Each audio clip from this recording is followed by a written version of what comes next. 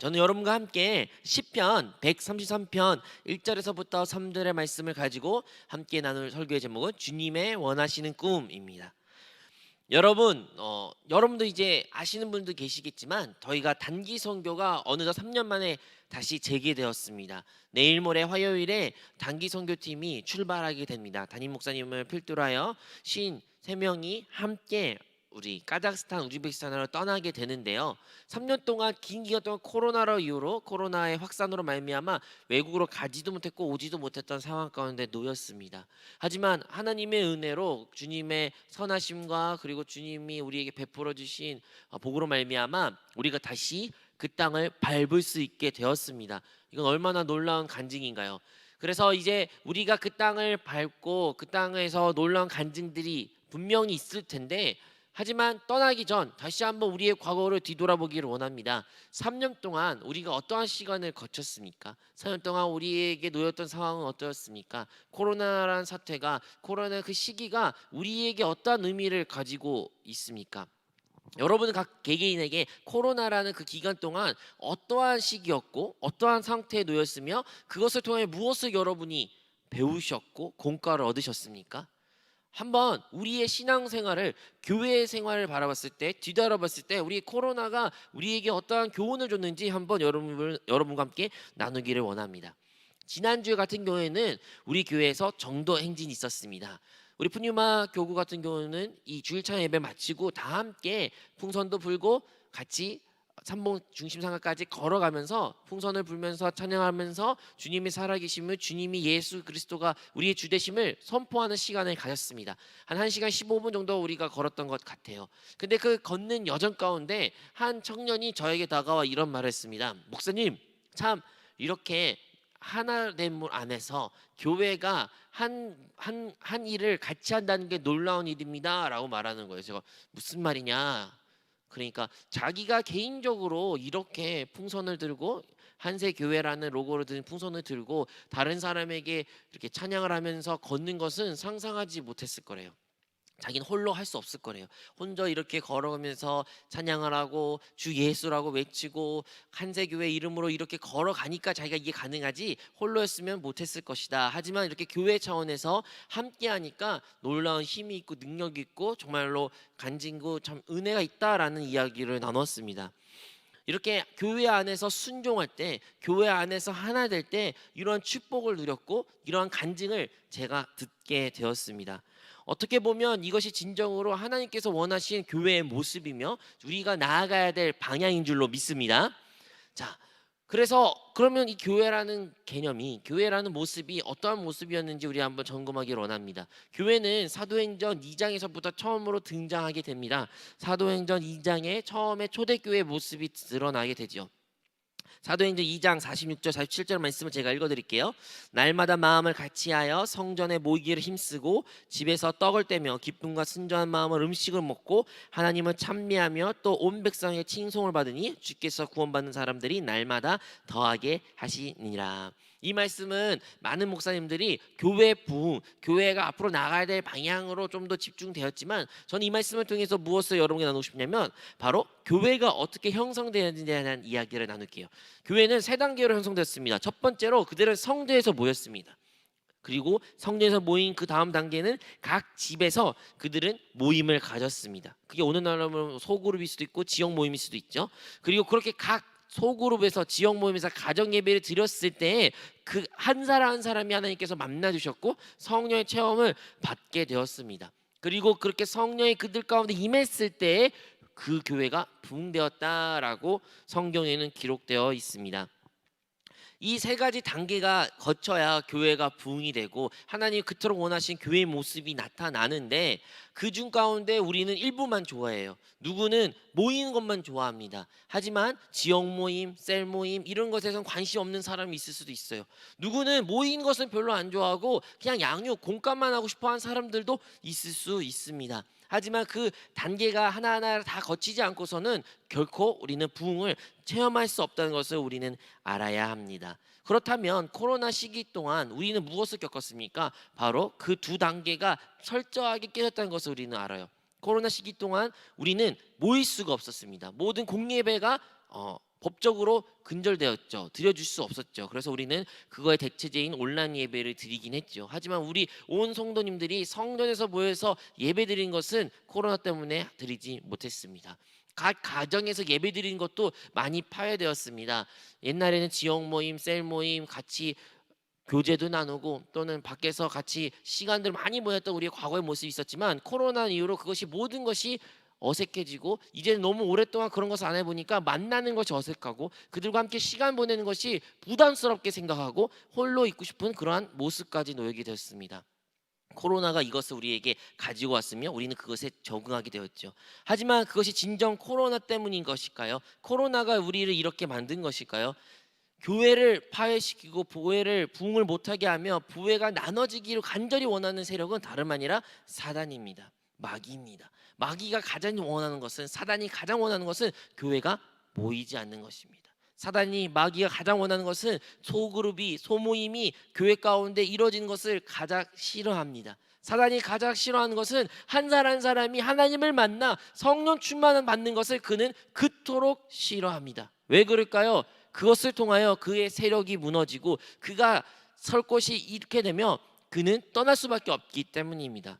그래서 사단은 어떻게 하든지 교회가 모이지 못하게 하고 교회의 소그룹을 못하게 하며 성령 충만을 받지 못하게 하는 것을 사단은 그토록 원하고 열심히 일했으며 그 코로나의 배후에 그러한 역사가 있었다는 것을 우리는 알아야 합니다.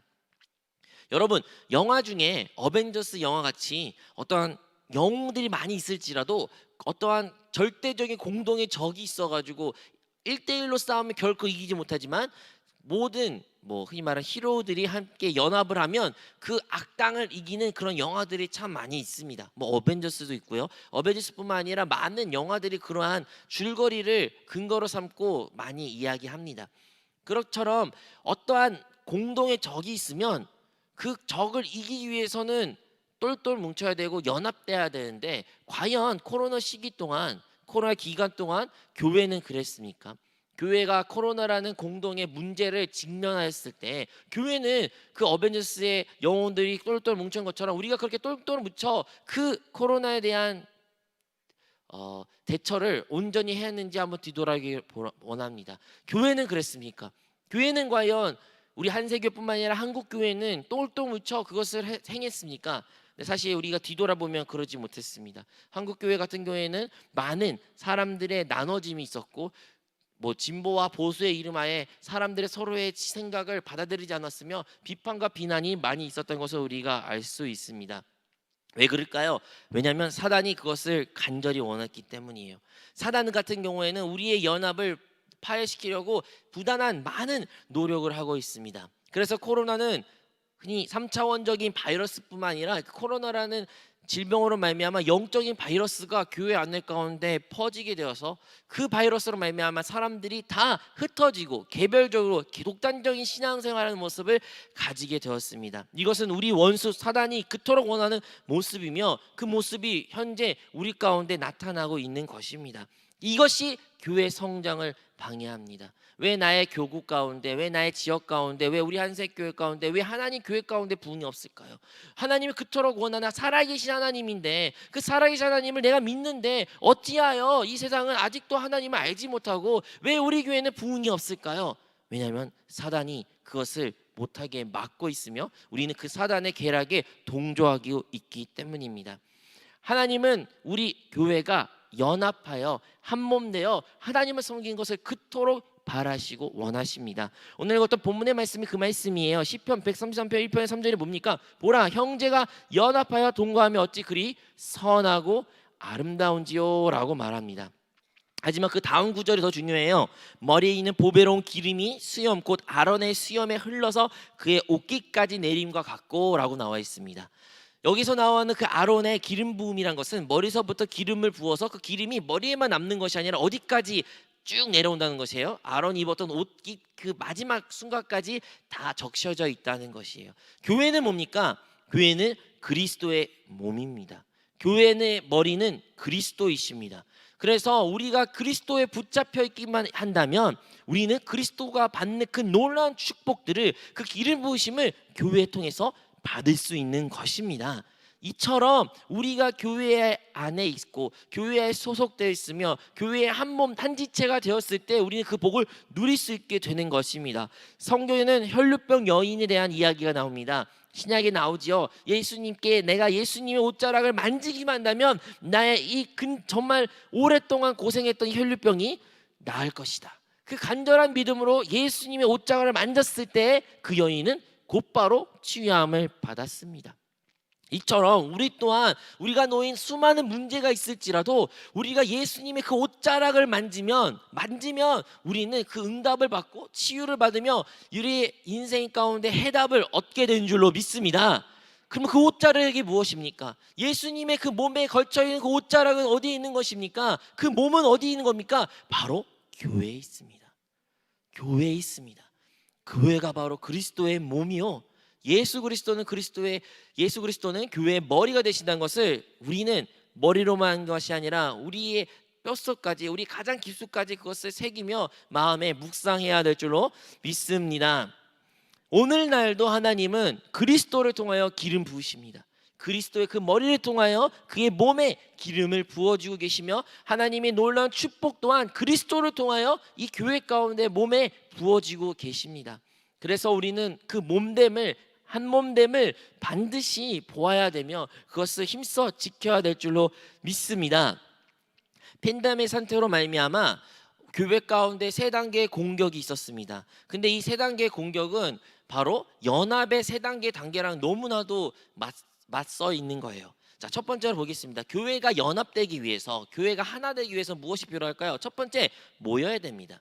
여러분, 연합이란 것은, 하나 되는 것은 모이지 않으면 결코 있을 수 없습니다. 여러분, 아무리 우리가 연합돼야 돼요, 한몸 되어야 돼요 말을 그렇게 할지라도 모이지 않는다면 헛수고입니다. 그래서 연합의 첫 번째 단계는 힘써 모이는 것입니다. 예수님도 말씀하셨죠. 두세 사람 너희 가운데 있는 가운데 나도 함께 있겠다. 거기 두세 사람이 뭐 한 겁니까? 모인 것입니다. 우리 또한 예수 그리스도로 말미암아 힘써 모일 때 주님이 함께 계심을 체험하게 되는 줄로 믿습니다. 그래서 우리는 예배 시간에 모여야 돼요. 지역과 구역 예배에 모이도록 힘써야 돼요. 교회의 어떤 행사와 교회의 어떠한 나아갈 방향이 있으면 그것도 힘써 나가야 되고 한 몸을 이루려고 모이기에 힘써야 됩니다. 왜냐하면 이것이 진정으로 주님이 원하시는 일입니다. 세상은 방해할 겁니다. 원수는 방해할 것입니다. 세상은 말합니다. 뭘 이렇게 교회를 자주 가냐? 한 번 빠져도 괜찮다. 너 하나님 믿잖냐? 그러니까 안 가도 돼. 하나님은 영이시라며 꼭 예배 통해서 만날 필요 없어. 온라인으로 충분히 만날 수 있어라고 다양한 말로 우리에게 유혹하고 설득하고 우리가 미련하다 말할지 모르나 우리는 한 몸 되기 위해서는 반드시 모여야 된다라는 것을 기억해야 될 줄로 믿습니다. 히브리서 10장 말했죠. 모인 것을 힘써 지키게 하라. 그냥 모일 수 있는 게 아니에요. 힘을 써야 돼요. 진짜 우리의 힘과 노력이 필요합니다. 지칩니다. 어려울 수 있습니다. 시간이 안 될 수 있습니다. 그럼에도 힘을 써서 지켜야 되는 것이 우리의 모임입니다. 하지만 사탄은 그것을 철저하게 코로나 사태로 말미암아 우리를 파괴시켰습니다. 어떻게 해요? 격리를 시켰죠. 우리는 이제 교회에 나올 수 없고 교회는 대면 예배를 허락하지 않는 사태가 있었습니다. 우리가 처음으로 대면 예배를 드리지 못했을 때 여러분 기억하십니까? 얼마나 우리의 마음이 아팠습니까? 우리 교회가 매일 같이 만났던 성도님들인데 매주 같이 들었던 이 예배인데 갑자기 하루날 아침 예배를 못 드린다 이런 말을 들었을 때 얼마나 많은 안타까움과 얼마나 많은 슬픔이 있었습니까? 하지만 지금은 여러분 그 안타까움이 슬픔이 아직도 적용되고 있습니까? 여러분 아직도 그러면 그렇게 예배가 회복되길 간절히 바라면서 그 간절한 마음으로 그 소원했던 그 뜨거운 마음으로 이 자리에 나와 예배드리고 계십니까? 아니면 어느덧 벌써 적응하여 예배가 오는 것이 하나님께 내가 해준 것처럼 이런 인식으로 나오셨습니까? 우리는 그 예배에 모일 수 있다는 것이 얼마나 소중하고 얼마나 감사해야 되는지 알아야 됩니다. 우리가 그것을 잃어버린다면 우리는 사단에게 100% 속고 있는 것입니다. 우리가 그렇게 모이는 힘쓰는 모든 성도들이 되기를 주님의 이름으로 축원드립니다. 두 번째로 우리가 하나됨 연합을 이루기 위해서는 다름 아니라 한 뜻을 가져야 됩니다. 아무리 많은 사람들이 모였을지라도요, 이 많은 사람들 가운데 생각하는 것이 다르고 같은 뜻을 가지고 있지 않다면 이것은 연합이 아닙니다. 한 사람은 이것이 맞다, 다른 사람은 저것이 맞다, 그렇게 생각하는 사람의 두 무리가 한 곳에 모였다. 그럼 그것 가운데 무엇만 남겠습니까? 싸움과 다툼밖에 남지 않습니다. 서로 비난하고 정죄하는 것밖에 남지 않습니다. 네가 틀렸다, 내가 틀렸다, 이런 이야기밖에 나지 않습니다. 여러분, 코로나 사태 때 한국에 어떠한 일이 일어났습니까? 한국 교회에 다름 아니라 그 백신 문제가 화두가 되었습니다. 백신을 맞아야 되냐, 백신 맞지 않아야 되냐, 맞지 않는 사람은 맞는 사람의 비난했고, 백신을 맞고 괜찮다는 사람은 맞지 않는 사람들에게 서로 정죄하고 비난했습니다. 누가요? 교회 안에서요. 세상 사람들이 논의하는 것이 아니에요. 믿는 사람들, 형제 자매들 사이에 나타났던 일입니다. 하지만 과연 이것이 진정으로 주님이 원했던 그 연합의 모습입니까? 로마서의 14장에 기록되기를 바울이 그 로마에 있는 성도들에 대하여 하나 혼냈습니다. 혼낸 내용은 다름 아니라 로마에 그 당시에 고기를 먹는다는 것은 100%그 고기가 신전에서 제사를 드리고, 흔히 말하는 우상에게 제사를 한번 드렸던 것이 시장 가서 유통되었어요. 그 당시에 고기를 먹을 수 있는 것은 쉽게 오늘날처럼 마트에서 사 먹을 수 있는 게 아니라 100%한 번은 꼭 신전에서 우상에게 한번 바쳐진 곳을 고기를 팔게 되어 있었습니다. 그래가지고 교회 안에서는 누구는 고기를 먹었어요. 왜 먹었어요? 아니, 그 우상이 이미 죽은 것이고 살아있는 것도 아닌 것에서 놓고 온 것이기 때문에 이건 아무 문제 없다, 먹어도 괜찮다라고 말한 사람이 있었습니다. 다른 한 부류 교회 성도님들은 아니다, 어떻게 신전에 우상에 드렸던 음식을 먹느냐, 이것은 하나님께 모독하는 것이고 이것은 잘못된 것이다 라고 교회 가운데 다툼이 있었습니다. 그런데 바울의 해답은 무엇이었습니까? 서로 그런 것 가지고 비난과 정죄하지 말라는 것이에요. 믿음이 더 높다고 해서 낮은 사람은 정죄하지 말고, 믿음이 연약하다고 해서 높은 사람들을 향하여 그들을 비난하고 정죄하지 말라고 하는 것이 사도 바울의 가르침이었습니다. 옳고 그름이 중요한 것이 아니라 그 연합을 지킨 것이 중요하다라고 말한 것입니다. 오늘날도 마찬가지입니다. 우리가 모였습니다. 하지만 모임 가운데 정말로 많은 사람들이 생각이 있습니다. 우리가 지금 몇 명을 모였을까요? 10명 있으면 그 10명이 각각 가지고 있는 생각이 있습니다. 내가 원하는 것과 취향이 있고 내가 바르다고 생각한 것들이 분명히 있을 것입니다. 그리고 그것들을 한 사람 한 사람 말하고 피력하게 된다면 과연 그것 가운데 하나됨이 있을까요?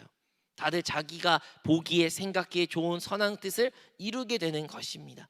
하지만 하나님께서는 우리에게 분명히 한 뜻을 가지고 합의를 가지고 주님을 섬겨야 된다고 우리에게 말했습니다.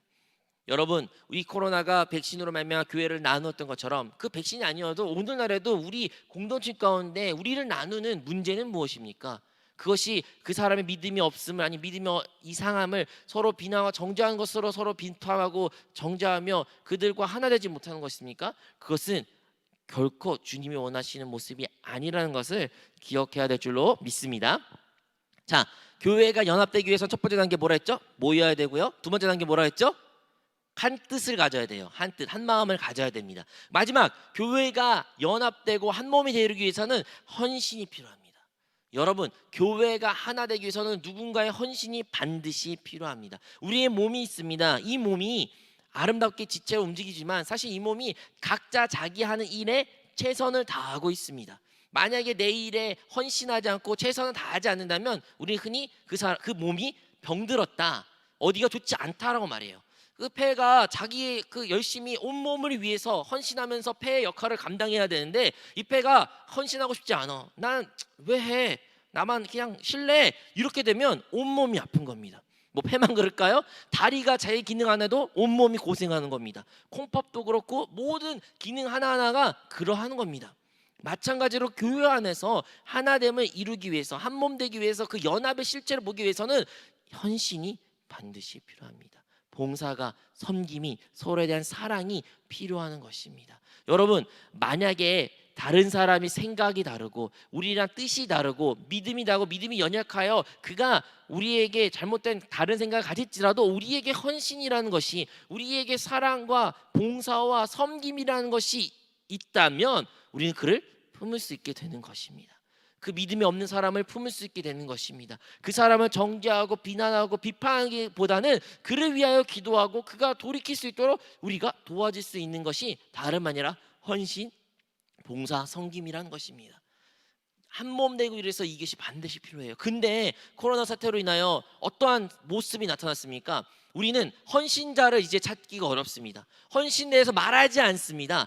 편안한 것이 너무 좋았습니다. 안락함에 익숙해버린 우리의 인생입니다. 얼마나 좋아요. 코로나 기간 동안 봉사할 필요도 없었고, 코로나 기간 동안 내가 돌봐야 될 셀원인들이나 아니면 셀장들이나 아니면 서로 형제 자매들의 교제들이나 이런 것에서 자유함이 있었습니다. 처음에는 그게 안타까울지라도 점차 이것이 익숙해지고 너무나도 좋아져서 우리는 이제는 그 모든 것이 풀렸을지라도 그 누구도 헌신하려고 하지 않습니다. 헌신해서 교회를 위하여 물질과 시간과 마음과 뜻과 정성을 내 헌신했던 그 모든 분들이 코로나 시기를 거치면서 변질되었습니다. 잃게 되었습니다. 어떻게 됐나요? 안주함에 편안함에 봉착하게 된 것입니다. 하지만 하나님의 그 평안함이 우리가 어떻게 받아들여야 될까요? 우리에게 주님이 주신 마음은 분명히 평안의 마음이지만 또한 한편으로 우리에게 주신 주님의 마음은 바로 다른 사람들을 섬기고 그들을 봉사하는 분명한 목적이 있습니다. 예수님께서 베드로 장모님을 열병으로 인하여 고생했을 때 예수님께서 그 열병을 쫓아내심으로 말미암아 그 장모가 치유를 받고 일어났습니다. 하지만 일어나서 무엇을 했습니까? 다름 아니라 주님과 그들의 수종을 들었더라, 그를 위하여 헌신하고 봉사했더라, 이런 이야기가 나옵니다.